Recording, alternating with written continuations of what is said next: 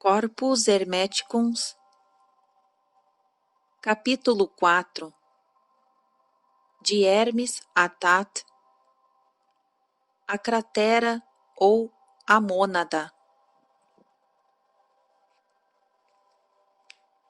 Desde a criação deste mundo pelo Demiurgo, não com as mãos, mas pela palavra, concebeu-o como presente e sempre existente, e tendo tudo feito e sendo um único, tendo formado os seres pela sua própria, pois eis seu verdadeiro corpo, que não se pode tocar, nem ver, nem medir, que não possui dimensão, que não é semelhante a nenhum outro corpo, pois não é fogo, nem água, nem ar, nem sopro, mas as coisas provêm de si.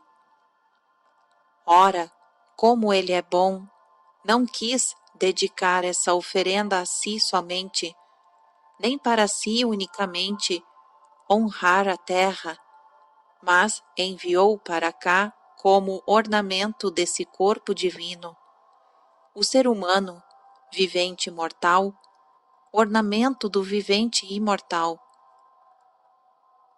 E se o mundo o situou sobre os vivos pela eternidade da vida, o ser humano situou-o acima do mundo pela razão e pelo intelecto.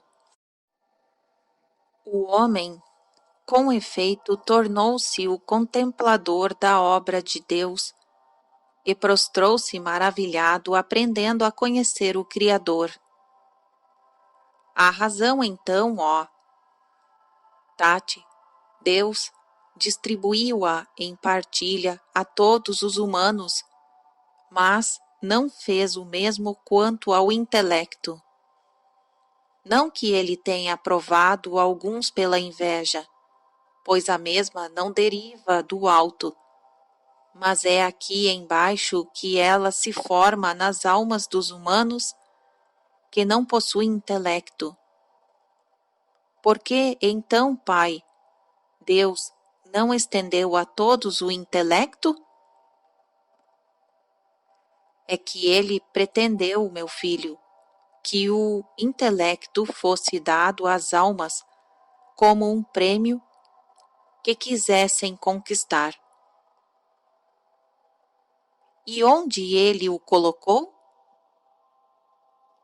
Encheu uma grande cratera que havia enviado à terra e ordenou a um arauto que proclamasse ao coração dos homens estas palavras: mergulha-te, tu que o podes, na cratera, tu que o crês, que subirás para aquele que enviou à terra a cratera, tu que sabes por que viestes a ser. Todos aqueles que atenderam à proclamação e que foram batizados neste batismo de intelecto, tomaram parte no conhecimento e tornaram-se seres humanos perfeitos, porque receberam o intelecto. Aqueles que negligenciaram a escuta da proclamação, aqueles são os logikoi, porque não adquiriram o intelecto e ignoraram, porque nasceram. E quais os autores disto?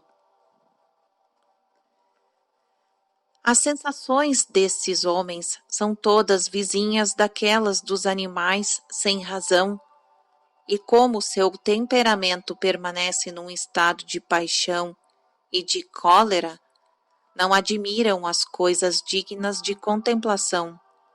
Fixam-se apenas nas volúpias e apetites corporais, e creem que é para estas coisas que o ser humano veio a ser.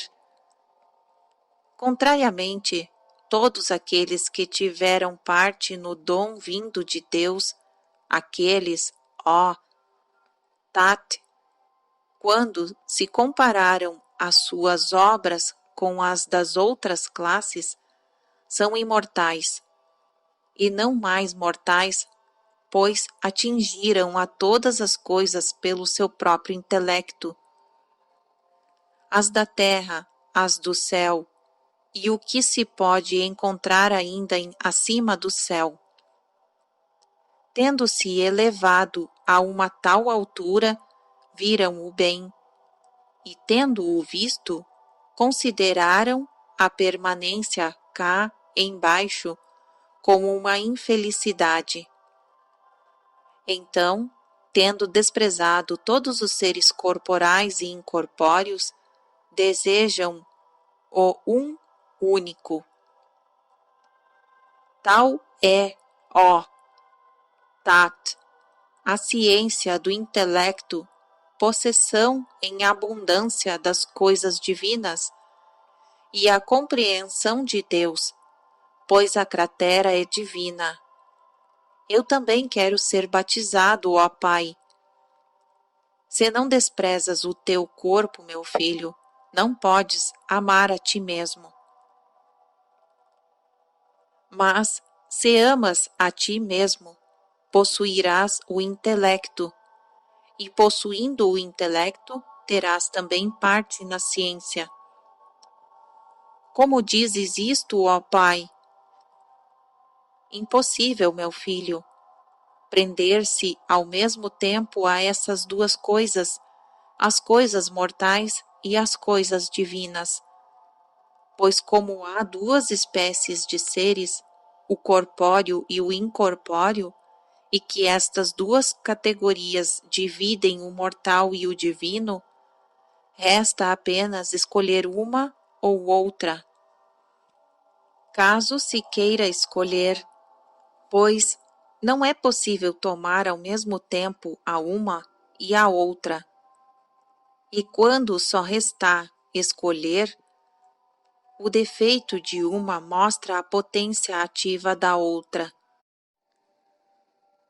Portanto, a escolha do melhor não somente mostra sua existência para aquele que a fez, a mais gloriosa, mas ela diviniza o ser humano e manifesta ainda a piedade para Deus. Ao contrário, a escolha do pior acarretou a perda do ser humano e, por outro lado, se não o foi, de resto, uma ofensa a Deus, recaiu pelo menos nisto.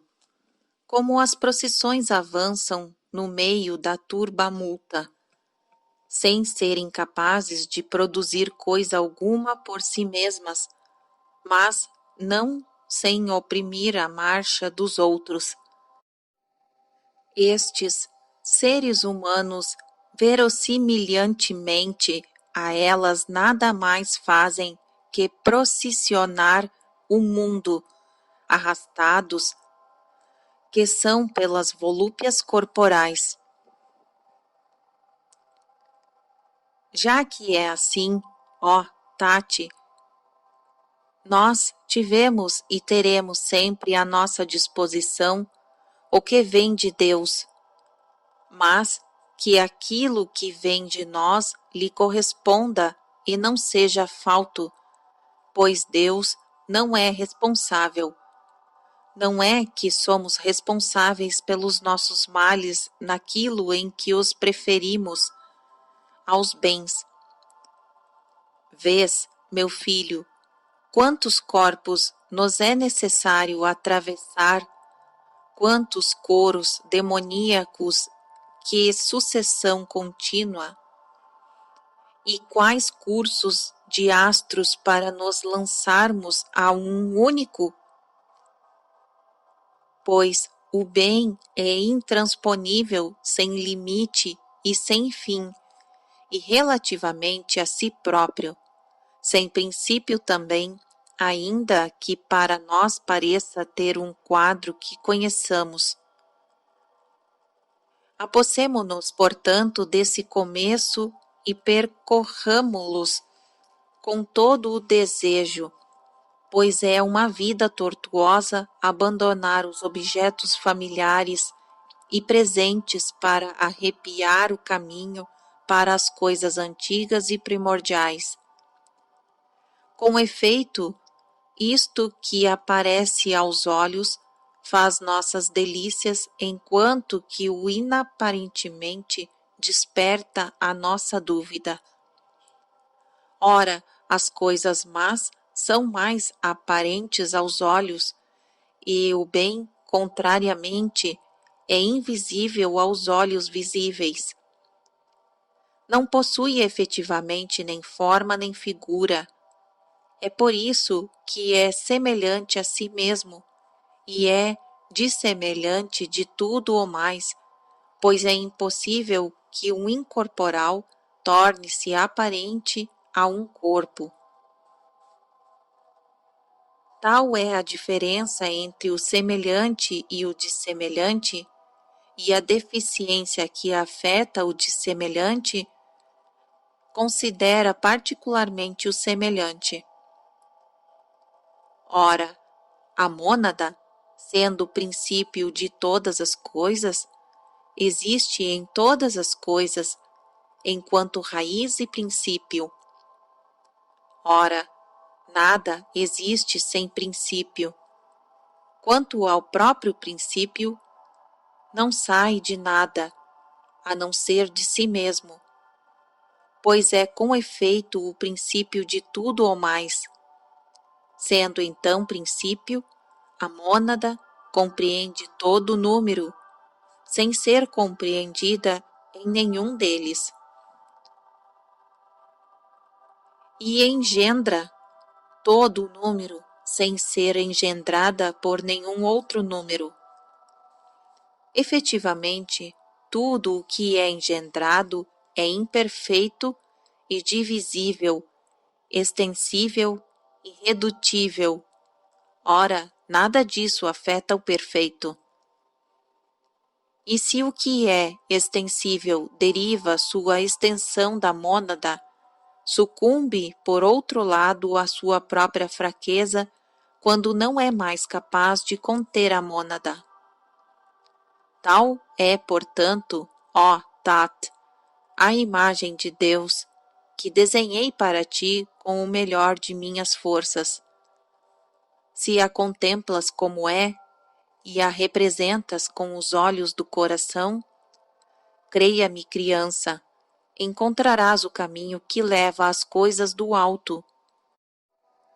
Ou, antes, é a própria imagem que te mostrará a rota, pois a contemplação possui uma virtude própria àqueles que uma vez já a contemplaram. Toma em sua posse e os atrai a si, como dize-se, o ímã atrai o ferro. Fim do capítulo 4.